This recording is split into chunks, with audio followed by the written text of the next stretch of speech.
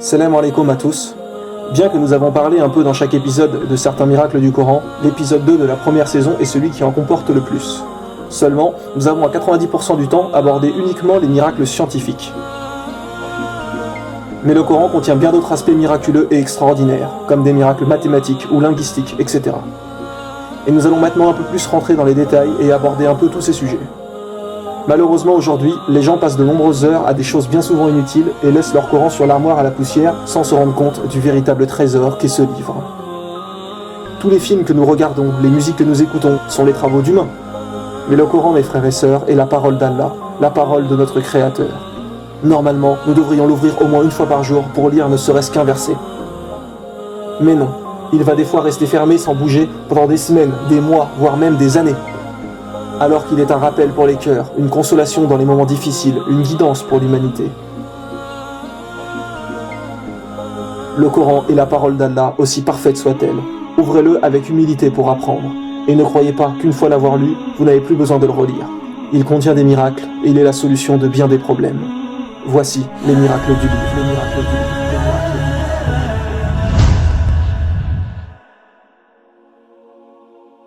Beaucoup de gens doutent de l'existence d'Allah, et c'est l'intensité de votre foi qui vous gardera sur le chemin droit. Et le Coran est fait pour augmenter votre foi. Par exemple, jusqu'à il y a encore peu de temps, les gens pensaient que le soleil était fixe et que la terre tournait autour du soleil. Peut-être que même vous qui regardez cet épisode pensez encore cela. Mais en réalité, nous avons découvert récemment que le soleil n'était pas du tout fixe et qu'il se déplaçait dans l'univers d'une manière bien précise. Et on peut tout à fait dire aussi que le soleil tourne autour de la terre, comme on peut dire que la Terre tourne autour du Soleil. Cela dépend en fait du référentiel choisi, car dans l'espace, il n'y a pas de référentiel absolu. Mais ce qui nous intéresse est que pendant longtemps, les gens pensaient que le Soleil était fixe. Seulement, dans le Coran, depuis 1400 ans, il est dit que le Soleil se déplace et vogue dans une orbite bien précise, comme la science le confirme aujourd'hui. Ce qu'il faut comprendre, c'est qu'avant que la science découvre cela et change son point de vue, les gens auraient pu croire que le Coran avait fait une erreur, puisque la science disait que le Soleil était fixe et non le Coran. Et c'est justement dans ces moments que c'est votre foi qui vous maintient debout ou vous fait chuter. Celui dont sa foi est faible aura abandonné l'islam, pensant que le Coran faisait une erreur. Alors qu'en réalité, la parole d'Allah est parfaite, et le Coran ne peut que dire la vérité, tandis que la science, elle, évolue et n'est jamais sûre. Mais c'est important de savoir que si un jour vous ne comprenez pas quelque chose en religion, ne remettez pas tout en cause.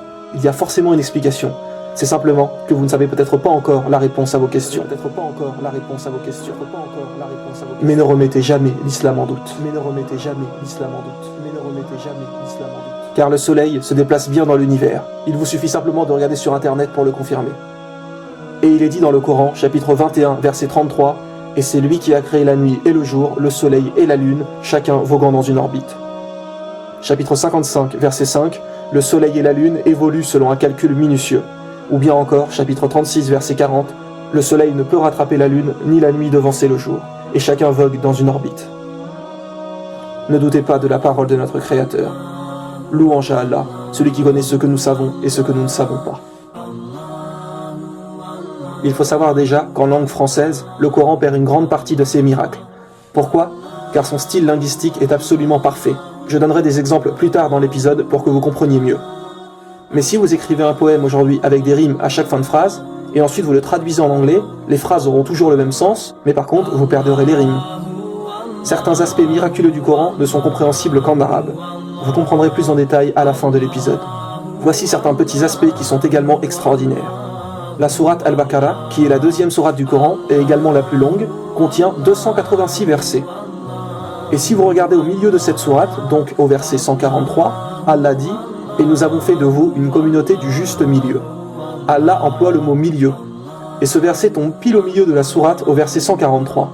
Et rappelez-vous mes frères et sœurs que les versets du Coran ont été révélés dans le désordre. Vous savez qu'il y a plusieurs noms que l'on donne à Allah, comme par exemple le tout miséricordieux, ou l'audient, le créateur, etc. Un de ces noms est l'unique, qui se dit en arabe « Al-Ahad ». Eh bien le mot « Al-Ahad » est écrit une seule fois dans le Coran. Une seule fois, puis il ne revient jamais. Le mot Al-Ahad, qui veut dire unique, est lui-même unique. Le Coran a été révélé sur une période de 23 ans. Combien y a-t-il de chances de ne pas répéter le même mot sur 23 ans de révélation ? Imaginez-vous une personne qui délivre un message pendant 23 années. Quelle est la probabilité qu'il soit capable d'éviter d'utiliser le même mot deux fois ?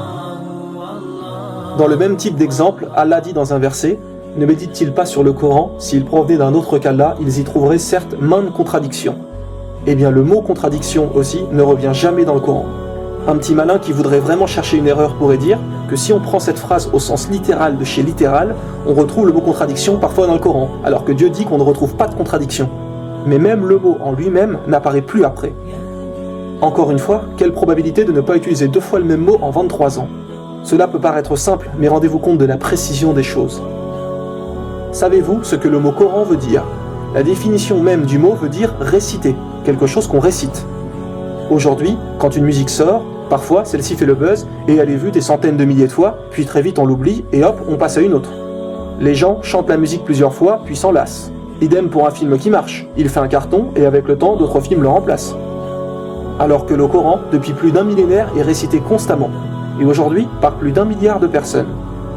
Aucun livre depuis l'histoire de l'humanité a été autant récité. De plus, aujourd'hui, avec le décalage horaire, sachez que l'Adhan, qui est l'appel à la prière, est récité 24 heures sur 24. Jamais l'appel à la prière n'est stoppé dû au décalage horaire. Constamment, il est récité sur terre. Quand le prophète sallallahu alayhi wa sallam a donné ce mot, le Coran, comment pouvait-il savoir si celui-ci allait être encore récité dans 1000 ans, si ce n'est par la révélation d'Allah ? Même le mot Coran est miraculeux en soi. Tout est parfaitement bien choisi. Prenez n'importe quelle star, avec le temps on finit par l'oublier. Alors que le prophète Mohammed sallallahu alayhi wa sallam est depuis 1400 ans aimé par les musulmans.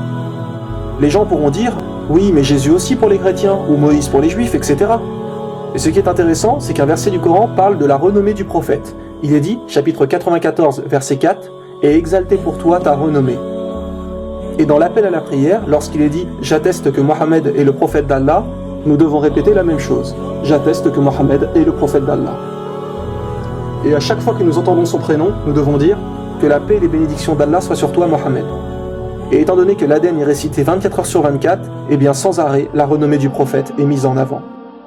Le Coran est parfait et préservé jusqu'à la fin des temps.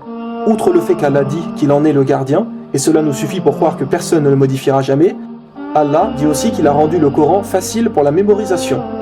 Et aujourd'hui, des milliers, voire des millions de gens connaissent le Coran par cœur. Même des enfants de 6-7 ans le connaissent sur le bout des doigts. Dans la prière, nous récitons des sourates de celui-ci, donc beaucoup d'imams, etc. le connaissent parfaitement. Alors imaginez maintenant si on brûlait tous les livres religieux, Bible, Coran, Torah, les Védas, etc.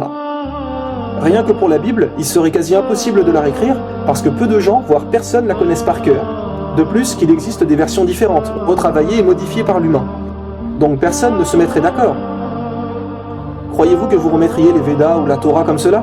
Idem, ce serait mission impossible. Et en plus de cela, l'origine réelle de la Bible et des autres livres est confuse. Elles ont plusieurs sources différentes.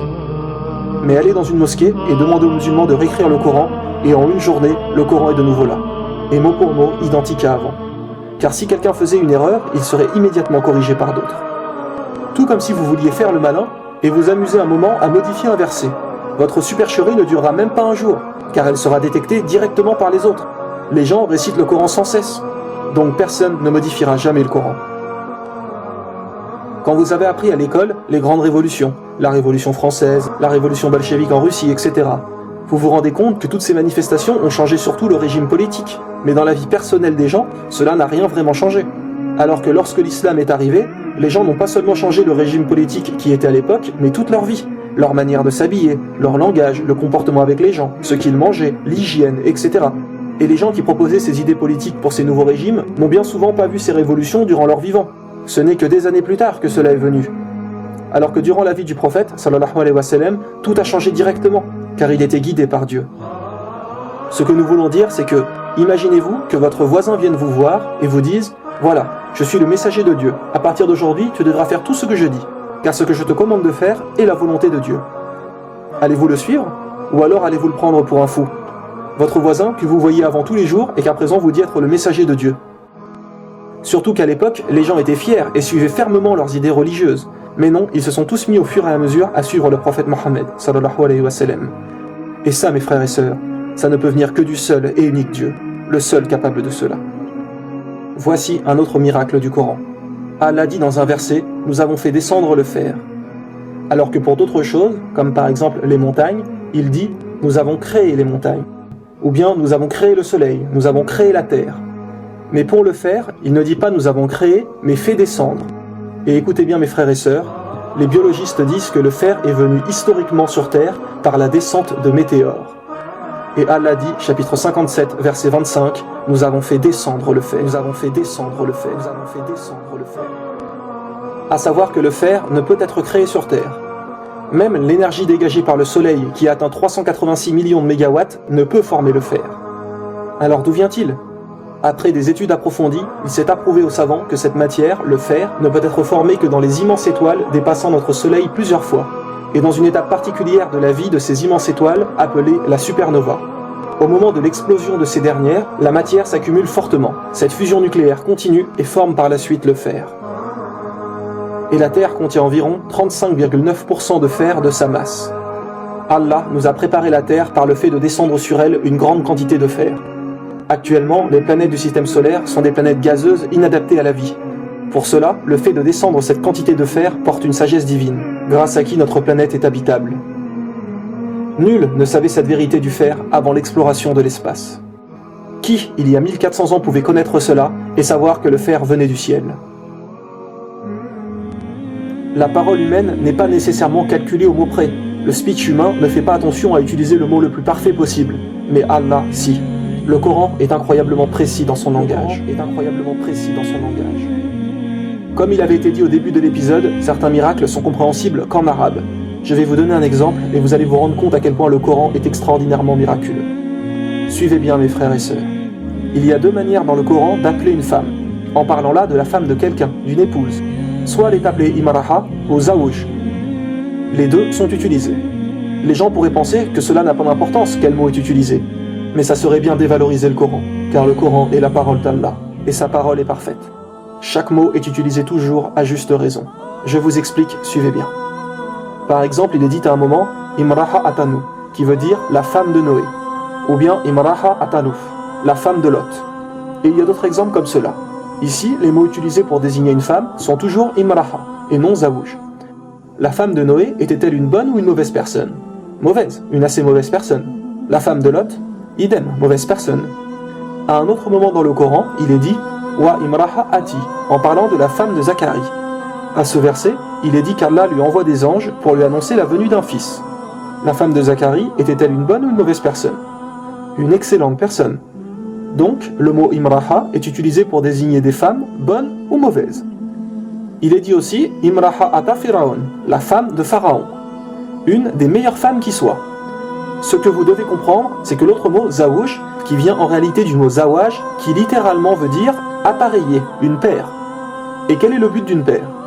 Une paire est composée de deux parties qui ensemble forment quelque chose de complet. Par exemple, le jour et la nuit, ensemble, ils forment une journée entière, complète. Similairement, l'homme et la femme forment une paire. Et quel est le but d'appariement d'un couple ? Il y a en fait deux fonctions. La première, le bonheur des personnes, être bien avec l'autre, être utile, s'apporter quelque chose. Et la deuxième fonction est les enfants, faire des enfants. Donc, deux fonctions dans le couple, être utile, bien heureux, etc. Et la deuxième, faire des enfants. Il est bien dit dans le Coran que si une des deux fonctions est manquante, le mariage n'est pas vraiment considéré comme une paire. Il manque quelque chose. Donc, le mot zawuj n'est pas utilisé lorsqu'il manque une des fonctions. Ce mot que l'on peut comprendre comme une paire, quelque chose de complet, n'est pas utilisé. Dans ce cas-là, c'est le mot imraha qui est utilisé pour la femme. La femme de Noé manque-t-il quelque chose avec son mari ? Oui, rien de bon n'est sorti de ce mariage. Donc il est dit imraha pour la femme de Noé. La femme de Lot, idem, le mot imraha. La femme de Pharaon aussi. Il manque la compatibilité dans le mariage, donc toujours imraha. Maintenant, c'est ici que c'est important, suivez bien. La femme de Zacharie était une femme bien avec son mari, mais il est quand même dit imraha. Pourquoi ? Parce qu'il manque les enfants. Ils n'ont pas d'enfants. Puis, les anges viennent lui annoncer la venue d'un enfant, car pour le moment, elle n'en a pas. Donc le mot imraha est utilisé. Mais après, Allah lui accorde un fils, Jean. Allah dit plus loin dans le Coran, wa wahabna lahu yahna, qui veut dire nous lui donnâmes Jean pour fils. Puis wa aslana lahu zawujahu, qui veut dire et guérim son épouse. Et là, tiens, le mot utilisé est zawuj, plus imra, lahu zawujahu. Avant l'arrivée du garçon, le mot utilisé était imraha. Mais dès que la femme de Zacharie reçoit l'enfant, leur couple est donc complet. Et Allah n'utilise donc plus le mot imraha, mais le mot zawuj, qui veut dire que ça y est, avec sa femme, leur couple est complet. Directement, le mot change, car ce qu'il manquait avant ne manque plus à présent. Comprenez-vous la précision des choses? Allah utilise les mots jusqu'à la plus grande précision. Et des exemples comme cela, il y en a des dizaines et des dizaines. Nous n'avons pas le temps ici de tous les mentionner, mais si vous voulez apprendre vous-même, pour cela, il faut lire le Coran dans sa langue originale.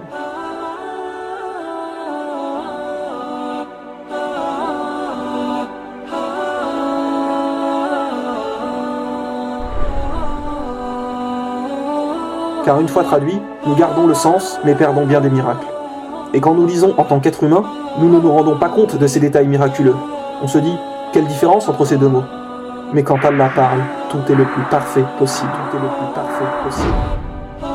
Les prophètes étaient à chaque fois pour une communauté précise, sauf Mohammed, sallallahu alayhi wa sallam, qui est pour tout le monde jusqu'à la fin, puisqu'il est le dernier. Donc avant, les miracles des prophètes, par l'intercession d'Allah, étaient provisoires. Ils étaient visibles sur le moment par leur communauté. Par exemple, Moïse, lorsqu'il a ouvert la mer, à ce moment, les gens ont vu ce miracle de leurs propres yeux. Mais les athées aujourd'hui peuvent dire, qu'est-ce qui nous prouve que c'est vrai? Ou bien le prophète Noé, lorsqu'Allah a tout recouvert d'eau et les a sauvés dans l'arche.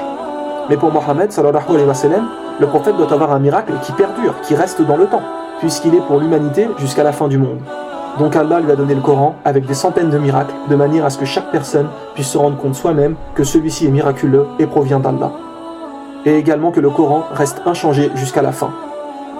En vérité, c'est nous qui avons fait descendre le Coran, et c'est nous qui en sommes gardiens. Et c'est nous qui en sommes gardiens. Et c'est nous qui en sommes gardiens.